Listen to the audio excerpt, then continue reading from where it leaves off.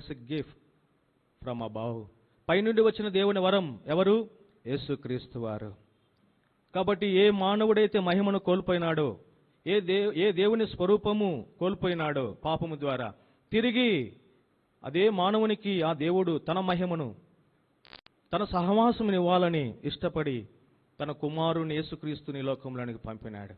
యేసుక్రీస్తు తండ్రి అప్పచెప్పిన పని చేయడానికి లోకంలోనికి వచ్చినాడు. యోహాను సువార్త 17:4 రాయబడతా ఉంది, తండ్రి, చేయుటకు నీవు నాకు ఇచ్చిన పని ఈ భూమి మీద సంపూర్ణము చేసి నేను నిన్ను మహిమపరిచితిని.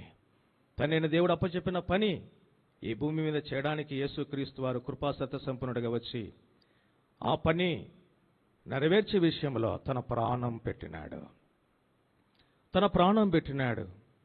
కలవరి శిలువలో నీ కొరకై నా కొరకై ఆయన ప్రాణం పెట్టుకోకుంటే ఈ మానవునికి రక్షణ వచ్చేది కాదు.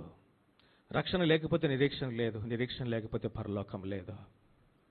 దయదలిచిన దేవుడు తన ఏకైక కుమారుణ్ణి కలవరి శిలువలో మరణమునకు అప్పచెప్పి నిత్య నరకానికి, నాశనానికి కాలు జారే పరిస్థితుల్లో ఉన్న ఈ మానవుణ్ణి పైకి లేవనెత్తినాడు. అంటే తన ఏకైక కుమారుడు యేసుక్రీస్తు వారి కంటే ఎక్కువగా నన్ను ఆ దేవుడు ప్రేమించినాడు. ఎందుకింత ప్రేమ, ఎందుకింత పట్టింపు?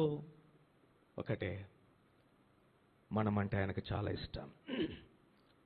మనమంటే చాలా ఇష్టం. మనల్ని తన స్వరూపంలో